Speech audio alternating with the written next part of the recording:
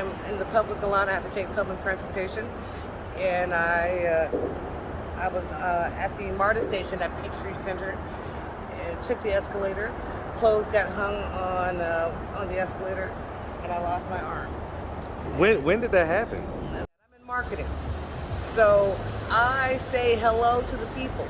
I greet the people. I tell the people that their lights are off. I tell the people, I walk people from this side of the street to the other side of the street. I get it. I will tell the people where the police officers are located. I get it. I help get those. You're kind of like an Atlanta street tour guide. I get it. So listen. So real quick, I ain't mad at that. Okay, so let's just oh, and you say that you was married. I still am married. I was married in 1997, and he won't divorce me. I love the Zaza. Okay, I love the chronic. I love the trees. I love weed. Right, but any other? Crack is king in Atlanta. Okay, there we go. So I get down with the crack, but okay. I love weed, sir. Well, and I get it, right? But here's the thing. What's up, YouTube? Man, it looks like things are heating up for summer 23. So stay tapped in. Now back to the content. What's up, YouTube? Atlanta Street Interviews out here with another one. So we got a young lady with us today. How you doing today, miss? I'm fine, thank you for asking. All right. So are you homeless? I'm displaced, so yes. Okay. How old are you? I've been on this earth 55 years, but that makes me 54. Okay, well, you look great. Thank you, sir. And so how long have you been displaced or homeless? Since 2014, sir. 2014, so that's like 9 years. Yeah. Okay, what was it that happened 9 years ago that caused you to become homeless? My husband decided that he wanted to be single and no longer wanted to take care of his family. So I had to go somewhere where I wanted to basically start my life over and thought that I would do so quickly and successfully. So I came to Atlanta. Okay.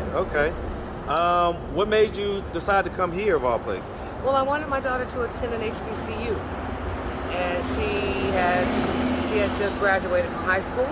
Okay, I'm gonna have you speak up just a little bit because the cars. I wanted my daughter to attend an HBCU. Uh-huh. I had lived in Atlanta for a short period for about 2 years, and in 2009, and so I thought, you know, what better place to go than a place that is flourishing, a place that is successful, and a place that is black historically.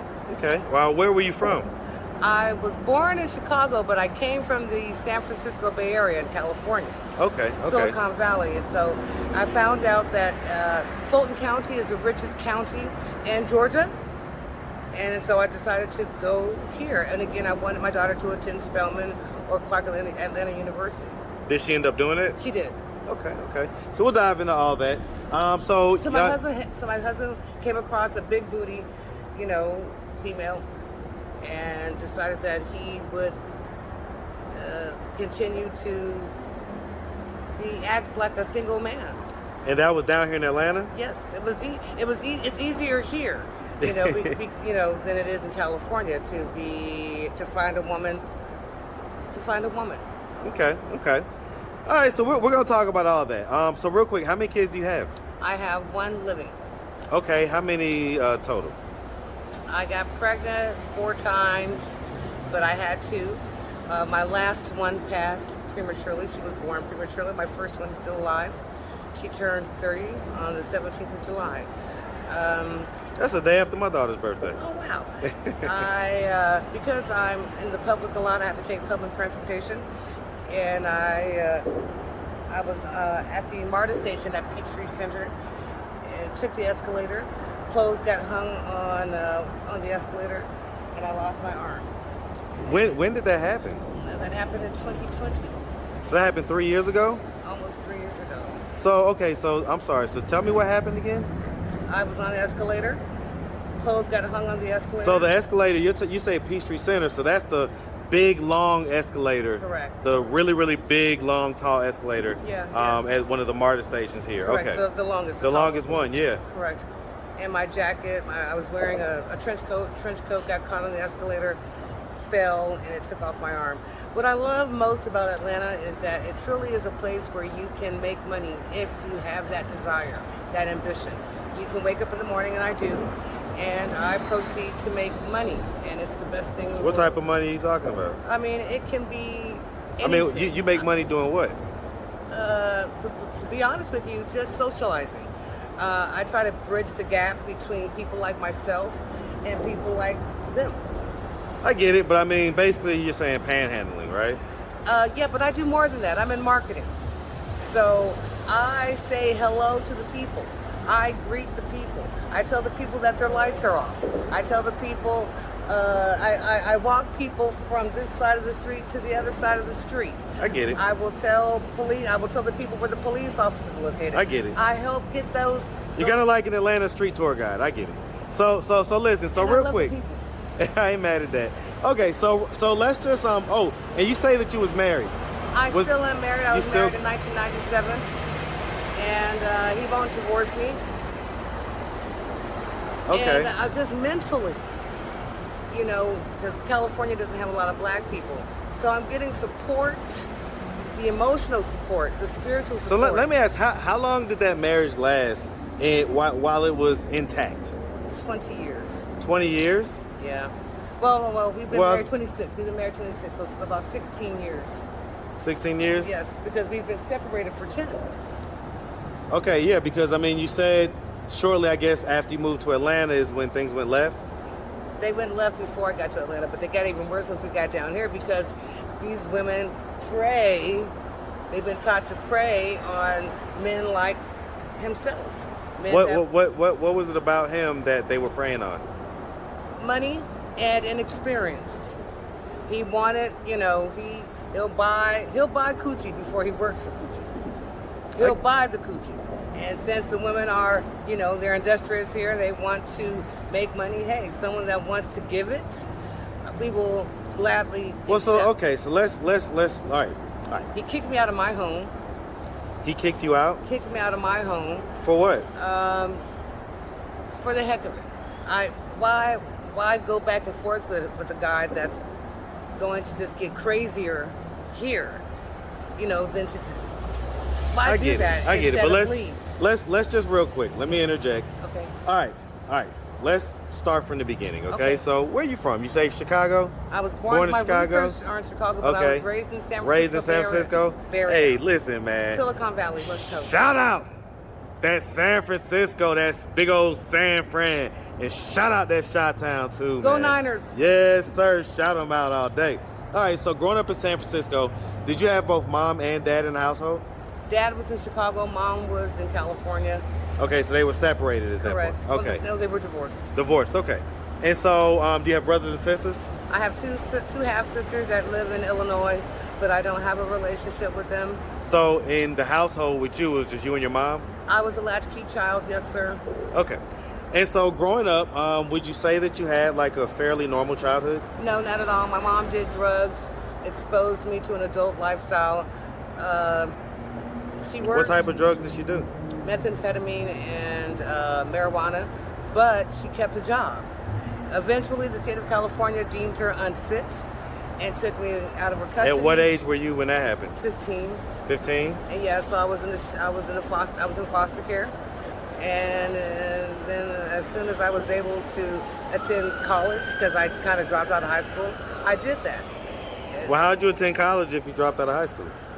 I had a GED. Got a GED? Okay. Let me ask, I mean, you know, when you were younger, did anything like ever happen to you? I was molested, sir, At what age? from the time I was 3 to any other man that she came across. I don't know. It stopped when I was about 9, I guess. Like I got molested by at least 3 of her boyfriends. There was porn in the house all the time. It was a cesspool, sir. It was either me. It was either. I mean, I got. She used to get her butt beaten for breakfast, lunch, and dinner. You know, because they had drugs in the house. It was a very unhealthy lifestyle. So I had to leave. And, From you? here, yes. Okay, so that happened later in life. Yes. So okay, it didn't happen during childhood. No. Have you ever received any type of mental illness diagnosis? Yes, sir. Major depression. When I had my second child. Yeah, I was. How old were you then? like 30. 30? Yeah, I was diagnosed with major depression, sir, and anxiety. And so, And you know. PTSD, sir. I can get it. snap at any moment. I get it. So, as far as drug usage, what drugs do we use? Sir, I love the ganja. I love the Zaza. Okay, I love the chronic. I love the trees. I love weed. Right, but any other? Crack is king in Atlanta. Okay, there so we I go. get down with the crack. But Okay. I love weed, sir. Well, and I get it, right? But here's the thing, right? There's a ton of weed smokers out here. But when I see folks that get in a position to where they have been homeless chronically, you say for almost a decade now, oftentimes that's more than weed. And a lot of times we're talking specifically about crack. Because my husband I relied on his income. And he started playing games with the income. So why didn't you try to get I was alimony or try to get some type of, I mean, if you were married for that long legally, why couldn't you get alimony? I tried. What happened? He said that if I think I'm not getting, he was giving me $100 when he would feel like it. And he said, if he thinks I'm getting very little now, try taking him to court. I'm not going to get anything. Why am I going to go toe to toe with the man, a so-called man, that has the advantage at that moment? Well, I get it, but then why not put on your big girl panties, get you a job, and start working and doing all that stuff? I didn't have my big girl panties on? That's number one. Number two, I was depressed.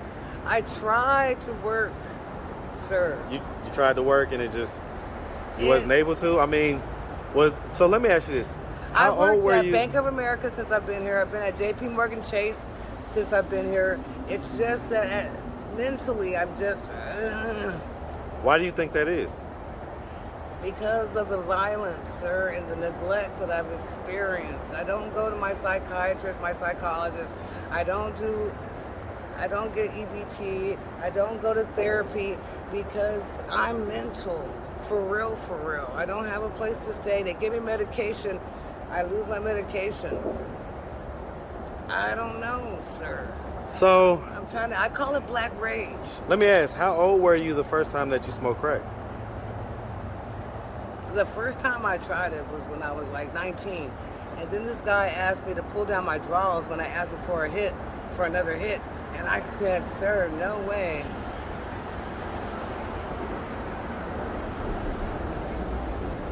What ended up happening? He left me alone and he went to the next hoe. But I'm not tripping on that. I'm not, So that was 19. So have you pretty much been kind of smoking crack since then? No, sir. I was smoking the ganja. I was in California. Crack is not king in California. I was smoking the marijuana. That is king. And that's when I was working. And that's when I had a job. Come to find out, this Negro is an imposter. I'm thinking he's Nathaniel Christor. He's not Nathaniel Christor. He's Billy Joe Ray. I don't know his social security number. It matches my birthday. Who are you talking about, your husband? Yes, I found out that he was an imposter. He was having a relationship with all kinds of females. He took my cars and gave them away. He quit his job. He was just doing all kinds of crazy things, and it made me cuckoo for Cocoa Puffs. And so I know that if I go, So if I asked him why he divorced you, what would he tell me? He would say he left me because he wasn't getting, because I thought it was too easy, and because I wasn't having sex with him anyway. And so wait, hold on. So you wasn't having sex with him? I wasn't sucking his penis, sir. Why not? Because I wasn't into it. For me, because I was molested at a young age, it fucked with, excuse my language, it messed with my head. So if he wasn't going to be there for me, Did you used to do that for him at one point, and then you stopped? I was not going to try to suck this man's dick. I'm a good girl. You know what I'm saying? I'll have sex. I'll let him eat my vagina. But as far as anything else, because I was mentally fucked up, I was mentally, messed up in the head from the molestation that I was having. What did they do as far as the molestations? How far did that go? Did it go to oral and stuff like that? Or? Yes. I rode his dick He would tickle me under my armpits, so and I would laugh. You say you rode his D? Yes, sir. I rode this guy's penis. He ate my vagina. I sucked his dick. When you rode it, you mean that he was inside of you? No, sir. But you was just kind of like on top of him? On top, that's right. So it messed with my mind. And this guy was an imposter. My mom and them paid him to be my husband. I had no idea that he was an imposter all the time. And so sometimes, yeah. Well, hold on. You're talking about your husband now again, right? Yeah. Well, the guy that did that, that was my mom's boyfriend. That was your mom's boyfriend? Yes, sir. And so, how many times did that happen? That type of stuff happen? It happened with about 2 different men. And it happened. And all of them made you do oral to them? No, just the first one. Just the first one? Just the first one. But it was a horrible lifestyle to live, sir. I was in a house. I was in a terrible house. Porn was all over the place. Alcohol, methamphetamine, marijuana, men. Well, right, but I'm and I had to leave. I'm reverse engineering this and saying that, okay, you're saying that, what up, big dog? You're saying that your homelessness is attributed to the fact that your husband left. And so I'm trying to figure out, why your husband left. And you're saying that, you would basically have sex with him and all this stuff, but you wouldn't give him oral. Sir, he left just because he could. That's just all there is to it. He left because he could. I was no longer desirable. He was no longer what he wanted? Correct. Why is that? Because I got comfortable. I thought, surely this man is not going to leave me while I'm struggling mentally and emotionally. Do you regret that? That I married him or that he left me? No, do you regret getting too comfortable? Yeah. I regret putting my guard down and allowing him to see me vulnerable. And he did. I allowed him you say y'all was together for nearly 20 years, so. Correct. And I should have never allowed him to see that side of me. The side where I was trying to do the right thing. And I slipped and did not do it correctly. And I allowed him to see that. Ordinarily, I would not have allowed him to have seen me weak. Okay. So, if he were to happen to come across this video on YouTube, what do you think his thoughts and his reactions would be? She's so full of shit. That's what his reaction would be? She's so full of shit. Well, are you? Full of his shit. Okay. And I'm What sick of it. about your daughter? When was the last time you spoke to her? About a month ago, at which time, I told her that I was trying to get it together, and she said to me that she was unable to see that I was trying to get it together. And I said, well, everything that glistens doesn't look like gold. So just give me a minute. So what's you guys' relationship like? Well, she's out of my life at this moment until I get it together. How does that make you feel? It makes me feel good because I now have a life of my own where I don't have to worry about, who shot John. I was so focused on her that I forgot my own life. And that's how he was able to get into my life and into her head. Is he the father of her? Yes, unfortunately, I believe, to my knowledge. Wait, hold on. You believe? Well, sir, I'm asking you. You're her mom, right? Well, sir, we didn't take a blood test. Were you having sex with multiple guys at the time? No, not at all. So then why would you need to question the paternity? I'm just saying. Through osmosis, maybe. I'm thinking maybe someone might have slipped in there, without a clue. But yeah, okay, I'll say, yeah, he's her dad. Okay. He's on the birth certificate. So if your daughter would have happened to come across this video on YouTube. Oh my God. What would be her reaction? Oh my God.